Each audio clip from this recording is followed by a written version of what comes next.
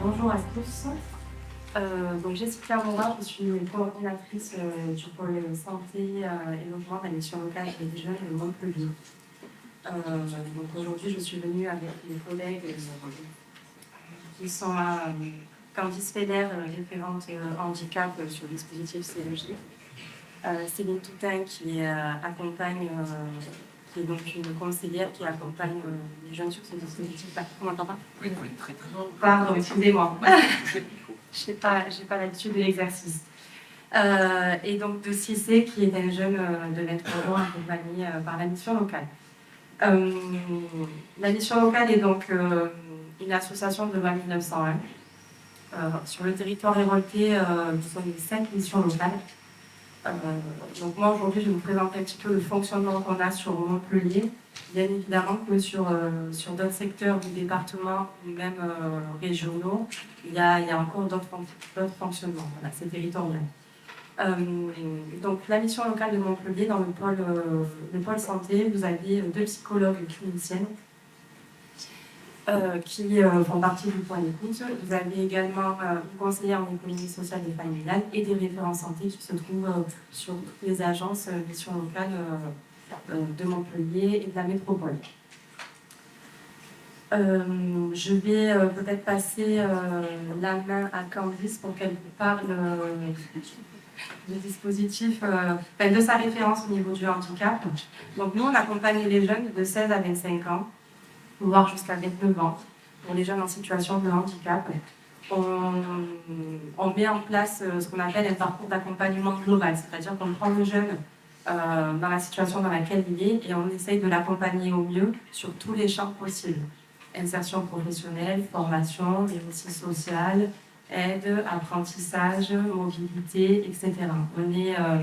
On est vraiment là pour faire un diagnostic et un accompagnement dans la situation globale, mais également des connexions, et ça je pense que c'est très important de le dire, des connexions avec les familles, des connexions avec l'environnement social, des connexions avec aussi les partenaires institutionnels ou les partenariats au niveau de la santé qu'on met en place. Ma collègue va prendre le relais là-dessus. Bonjour à tous. C'est vraiment un exercice pas facile pour moi, alors j'espère que je vais faire au mieux. Du coup, Candice, je suis conseillère sur le contrat d'engagement jeune et depuis quelques temps, je suis aussi impliquée sur ce dispositif-là en tant que référente handicap. D'abord, je vais vous rappeler ce que c'est le contrat d'engagement jeune, si vous n'en avez pas entendu parler. C'est un peu le petit frère de la garantie jeune. Je pense que ça doit vous popper un petit peu. C'est vraiment le gros dispositif de la mission locale, un accompagnement sur 6 mois, un accompagnement global et renforcé avec un conseiller référent sur toutes les questions, voilà, ce que vient déjà de dire Jessica. Dans ce cadre-là, donc, j'ai des missions de référence handicap. Je vais vous développer un peu ce que je fais et ce que j'essaye de développer encore et encore. Il y a encore du boulot, hein, je vous l'avoue, mais ouais. Du coup, principalement, moi, mes missions dans cet accompagnement-là. Donc, je suis une conseillère SEJ classique, mais en plus, je vais être là pour avoir une veille informationnelle sur tous les dispositifs, la loi évidemment, et les partenaires avec qui on travaille, les partenaires du handicap. Je vais être un appui à l'équipe SEJ, donc à tous les collègues avec qui je travaille, les conseillers SEJ. Sur de l'analyse de situation et de l'analyse de profil. Dans ce cadre-là, il va y avoir de la réalisation d'entretiens tripartites, individuels, avec les personnes accompagnées, et en fonction aussi des besoins de la personne accompagnée et des besoins des conseillers. Quand je parle de besoins de conseillers, c'est sur la connaissance en fait, des dispositifs, etc. Ensuite, je vais pouvoir être ressource et soutien sur l'appui et la complétude des dossiers ou des fiches de prescription. Donc, quand on parle de dossier, on parle de ce gros monstre du dossier MDPH. Évidemment, je ne suis pas toute seule pour faire ça. Il y a aussi évidemment tout ce qui va être les permanences qui sont offertes par la MDPH et puis voilà, les collègues professionnels d'autres dispositifs. Les fiches de prescription, bon, ça va être pour par exemple les prestations d'appui spécifiques ou les positionnements, les fiches de liaison au CRIP, enfin bon, beaucoup de dispositifs dont on a beaucoup entendu parler aujourd'hui, encore et toujours. À la suite de ça aussi, je me suis rendu compte que, comment dire, qu'on cherchait beaucoup comment positionner quelqu'un, comment contacter quelqu'un. Du coup, j'ai créé un canal, un gros dossier où toutes les plaquettes de tous les dispositifs du territoire et les fiches de prescription de liaison sont accessibles à l'entièreté de la mission locale de Montpellier. Voilà, donc c'est quelque chose c'est une veille que j'ai régulièrement et que dès que je reçois une nouvelle information de la part d'un partenaire, d'un professionnel, je le mets dedans, j'écris toujours la mise à jour, etc. Et c'est aussi un document un canal qui est ouvert à absolument tous les conseillers, les professionnels de la mission locale et qui peuvent eux-mêmes alimenter, il n'y a pas que moi. Voilà, et ensuite on a aussi créé une feuille de route avec Jessica. Une feuille de route pour faire un peu état des points de vigilance à avoir pour effectuer en autonomie pour le conseiller un meilleur diagnostic de la situation de la personne qui le reçoit. Parce que très souvent, on se rend compte qu'il y a des points qui, quand on découvre la situation de handicap ou alors qu'on la suppose ou ce genre de choses, parfois il y a des personnes des professionnels qui ne savent pas quel type de questions poser, vers où on va gratter un peu pour essayer de faire un diagnostic le plus sûr et sain possible. Et du coup, voilà, on a créé une première feuille de route par rapport à ça. Le but, c'est de la faire évoluer. Elle n'est pas encore utilisée au quotidien, mais voilà, en tout cas, on va là-dedans et c'est déjà pas mal. Vas-y. Qu'est-ce que je pourrais dire de plus ? On a Céline, du coup, une collègue qui est avec nous, et Cissé, le but c'était aussi qu'il vous explique comment s'est passé l'accompagnement dans le cadre du SEJ ensemble. Oui, j'ai fait beaucoup là. Bonjour, tout le monde m'entend ? Donc moi je m'appelle Cissé Kiriazi, donc comme on vous a dit j'ai 23 ans, je suis à la mission locale depuis ça fait combien de temps ? Depuis environ 2 ans. Et donc je suis autiste Asperger, entre autres d'autres petits trucs.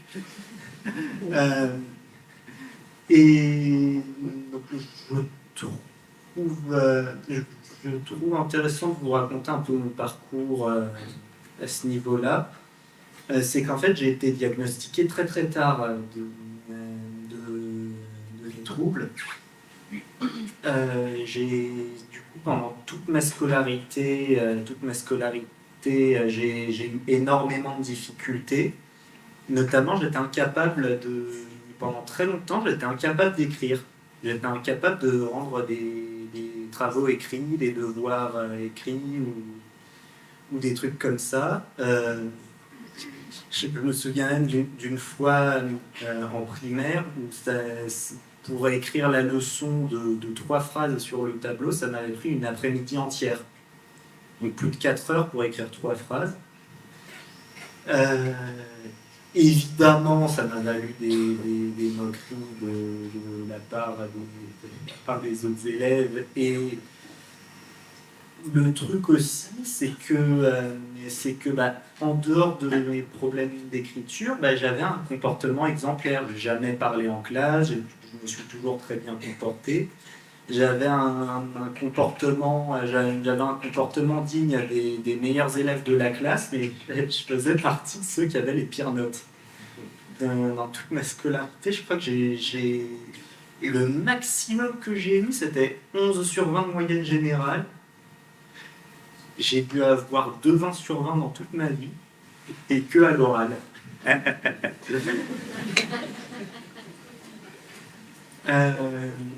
Oui, parce que du coup, mon point fort, en fait, c'était l'oral. J'ai toujours eu du mal à écrire et à donner des informations écrites.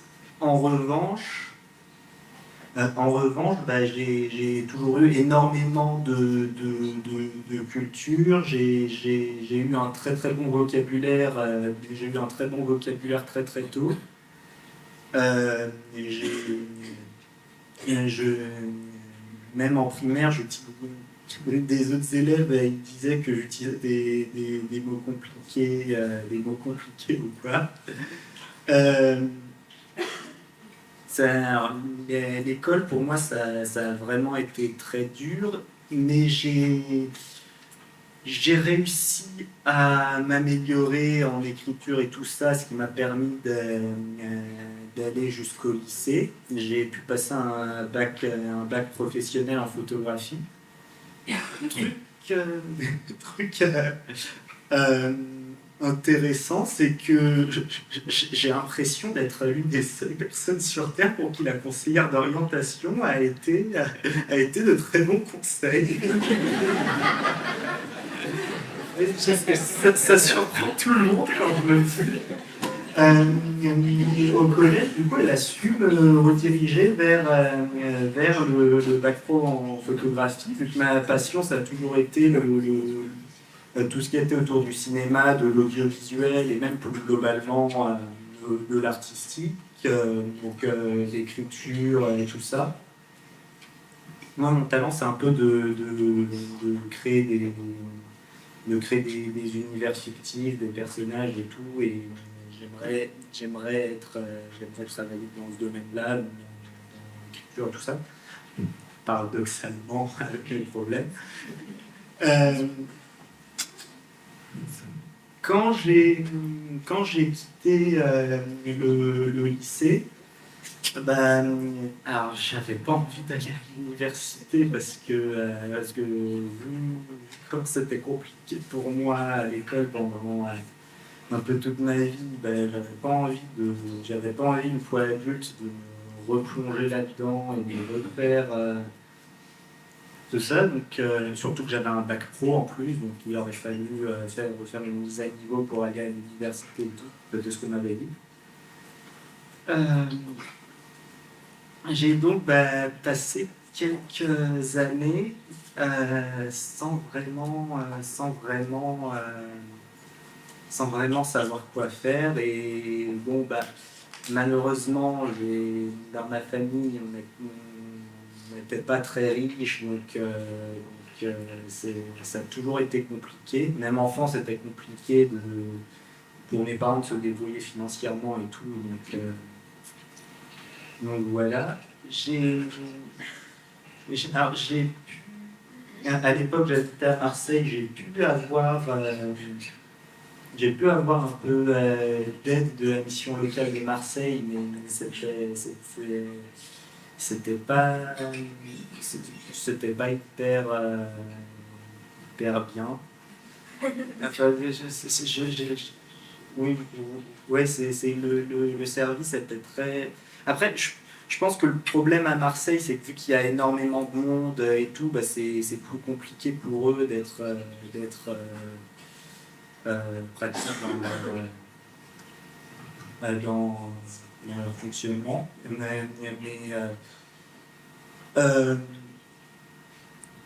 Donc on en vient à... C'est un peu décousu, hein, parce que j'improvise. On improvise tous aujourd'hui. On en vient du coup à ce qui nous intéresse. Donc, mon père, qui vivait à Montpellier depuis longtemps, il m'a trouvé un appartement. Il m'a trouvé un appartement ici. Il m'a dit qu'il pourrait me le laisser. Ça me permettrait du coup de pouvoir avoir mon propre chez moi et d'arrêter de vivre chez ma mère et tout.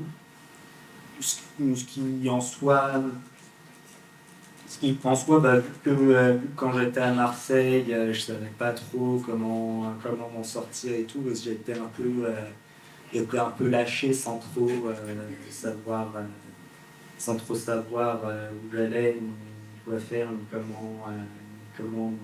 quoi. J'ai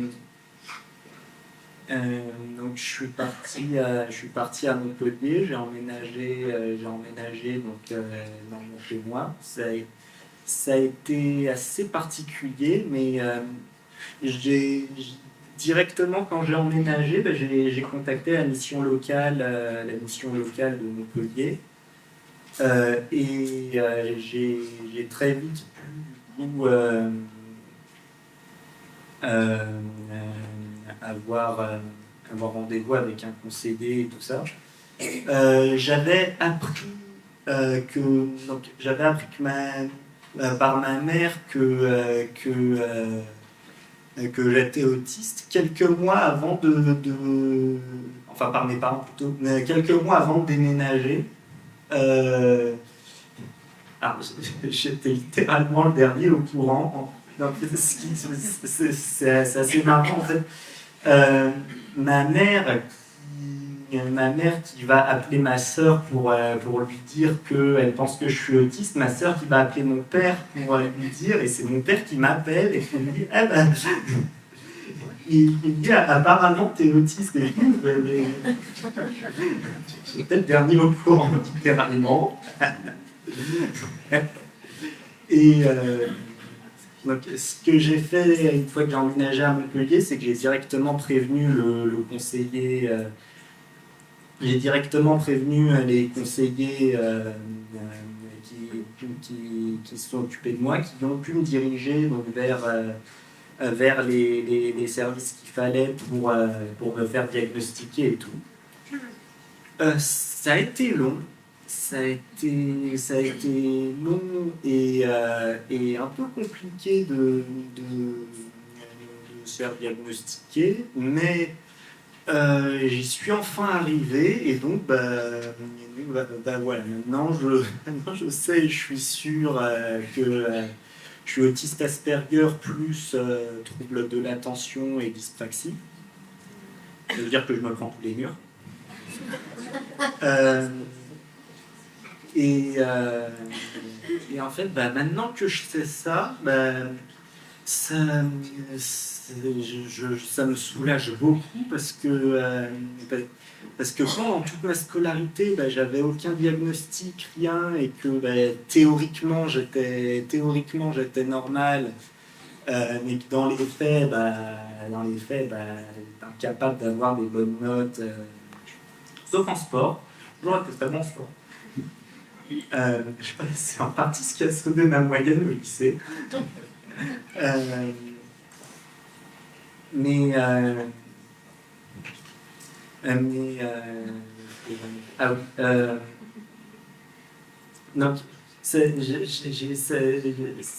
ça a donné des réponses en fait à pourquoi est-ce que j'avais tant de mal à travailler à l'école, pourquoi est-ce que ça a toujours été dur pour moi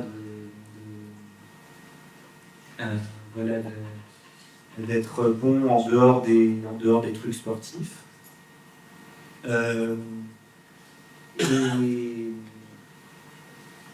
Et donc maintenant j'ai des explications, je sais pourquoi, je sais ce qui a cloché avec moi depuis tout ce temps. Et pourquoi j'avais eu autant de difficultés, notamment en primaire, à m'intégrer, à me faire des amis et tout.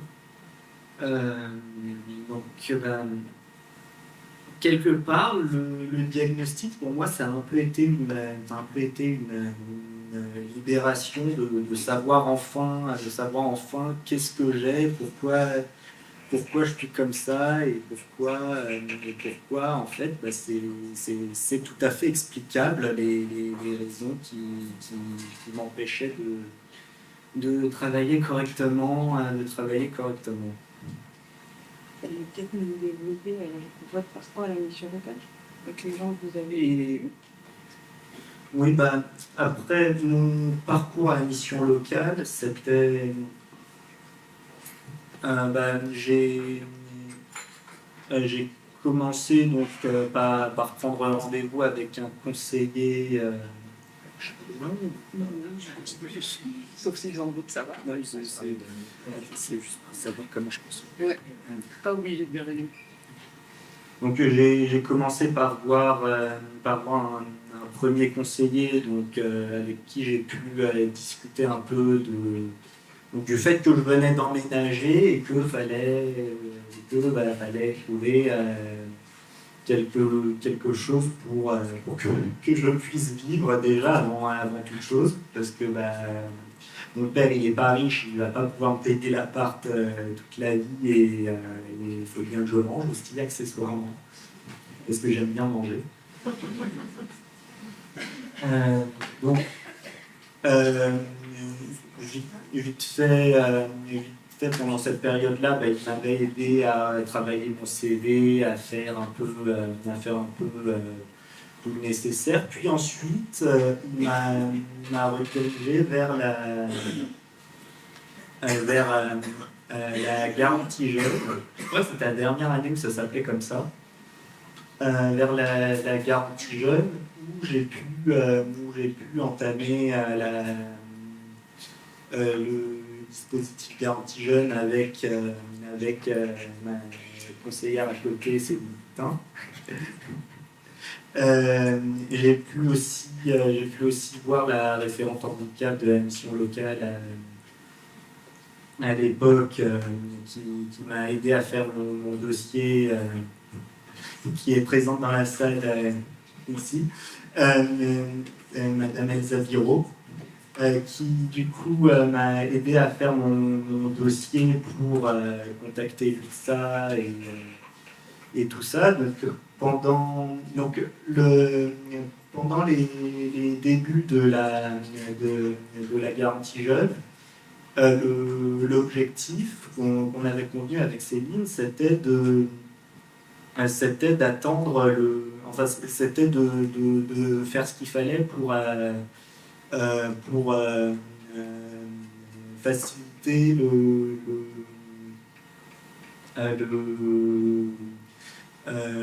processus pour me faire diagnostiquer et tout ça. Ça qu'on fait donc les premiers mois de la garantie jeune, qui ensuite, entre-temps, et après le renouvellement, s'est nommé le CEJ, le contrat d'engagement jeune.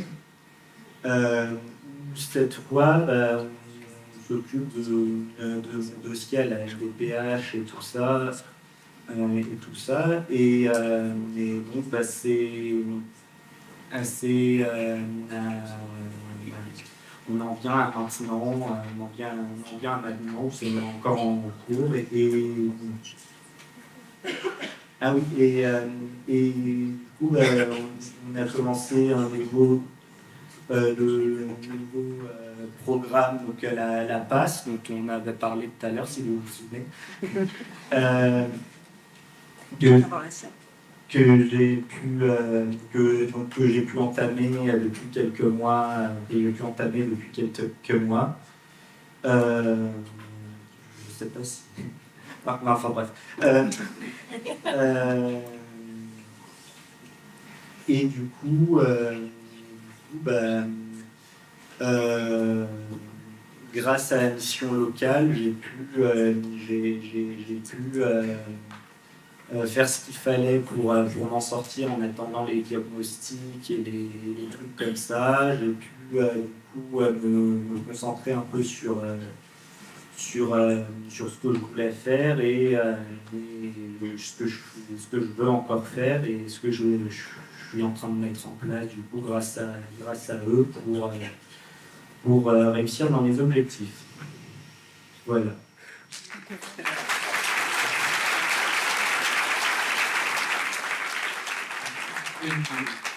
Vous voulez conclure, mais peut-être qu'il y a aussi peut-être aussi une question, une observation, un commentaire dans la salle par rapport à cette... Oui, sur le peuple. Pardon, c'est pas forcément par rapport à ce qui vient d'être dit, mais rappeler que les missions locales, comme Cap Emploi, comme Pôle emploi, comme plein d'autres structures, sont des structures accompagnantes notamment dans le cadre de DUOD. DUOD, ça se passe le 23 novembre, et c'est une opportunité pour les personnes en situation de handicap d'être intégrées, immergées une journée dans une entreprise pour casser les représentations sur le handicap, et en particulier donc sur l'autisme. Il peut y avoir plein de représentations erronées sur les capacités, les nuances de la personne, ou au contraire sur les freins et les difficultés que ça peut poser d'intégrer une personne autiste dans une entreprise. Donc vous allez sur duod.fr, il y a dernier recensement, je crois, 264 duos non concrétisés. Ça veut dire qu'il y a 264 postes potentiels en entreprise privée ou entreprise publique, qui sont prêts à accueillir des personnes en situation de handicap et qui n'ont personne en face. Donc ça aussi, c'est une réalité. Vous allez sur duod.fr et vous pouvez consulter les offres de duos, d'immersion une journée en entreprise. Mais Sophie. Non, je voulais juste reprendre la parole. Alors, pas forcément pour rebondir sur une idée, que je ne comprends pas encore totalement, mais ça va venir. C'était plus pour vous dire que là, vraiment, alors il y a eu beaucoup de changements dans la mission locale avec un changement de dispositif, des changements aussi de professionnels qui partent, enfin, mais je pense que maintenant, on a suffisamment de cerveau et de prise de conscience qu'il faut vraiment que ça bouge et que tous les conseillers qui font partie de la mission locale doivent avoir un degré d'information réel et concret pour pouvoir accompagner quelqu'un, même s'il n'y a pas un professionnel du handicap qui est là. Et ça, personnellement, c'est une mission que je me donne dans le cadre du CEJ, de ma référence, que n'importe quel professionnel ait vraiment accès à cette connaissance-là, à minima, pour avoir les bons outils pour accompagner quelqu'un. Alors nous, on est vraiment prescripteurs et on oriente, et ça, c'est vrai que ça fait péter les plombs, je vous l'accorde, et même nous, dans notre pratique. Mais malgré tout, c'est nécessaire et c'est le cadre dans lequel on évolue, nous. Voilà. Merci beaucoup. Il y a une question qui vous connaît. Alors, je vais peut-être rappeler quelque chose dans les différents segments pour l'orientation. Un jeune qui est entre 16 et 21 ans en situation de handicap, est-ce qu'il vaut mieux qu'il ait une mission locale pour l'emploi? C'est un groupe qui a la différence, quelle est Alors on a un lieu unique, mais en fait il y a plusieurs lieux quand même. Donc comment on s'y retrouve? Vous m'entendez? Oui. Alors, nous, on ne fait pas partie du lieu unique, hein. C'est vraiment Cap Emploi et Pôle emploi. En mission locale, vous pouvez vous inscrire, vous n'êtes pas obligé vous n'êtes pas obligé d'avoir un numéro de demandeur d'emploi pour s'inscrire chez nous. En fait, c'est deux portes d'entrée différentes, mais avec des accompagnements qui sont complémentaires, parce que nous, on va travailler en partenariat le plus possible. Mais si des fois les freins sont administratifs, c'est vrai que l'administratif chez nous est peut-être moins... c'est en tout cas... il y a des documents qui sont demandés qui ne sont pas forcément demandés à Pôle emploi, qui le sont inversement, qui ne sont pas forcément obligatoires pour la mission locale, mais qui le sont pour Pôle emploi.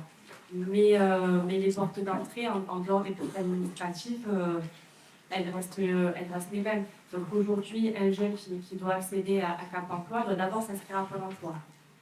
Nous, un jeune qui s'inscrit chez nous, il s'inscrit chez nous. Après, je rebondis sur ce que Candice vous a dit. En fait, on a conscience, hein, c'est pour ça qu'on développe dans le pôle santé cette notion autour du handicap et de la jeunesse. On a conscience qu'on a besoin de professionnaliser les équipes, mais on a conscience aussi qu'il y a des compétences extérieures et des partenaires extérieurs aussi avec lesquels on travaille, avec lesquels on fait bien des partenariats. Notamment aussi Pôle emploi, Cap Emploi et les autres associations et dispositifs qu'on vous a cités aujourd'hui. Donc ils viennent chez nous. Allez, Ils peuvent venir chez nous. précision. Je vais compléter rapidement la question. Concrètement, si le frein principal de l'enfant stéréo-handicap est plus judicieux d'aller vers Cap Emploi, le frein principal de l'enfant stéréo-jeune, c'est plus judicieux d'aller vers la mission locale. Et des personnes en situation de handicap dont le frein le plus prégnant et l'âge, ça arrive souvent. Voilà. C'est pour ça qu'on est complémentaires. On va avoir des réponses du coup complémentaires en fonction de l'âge et de l'enfant. Très bien. Merci à tous les quatre. Merci vraiment pour les témoignages.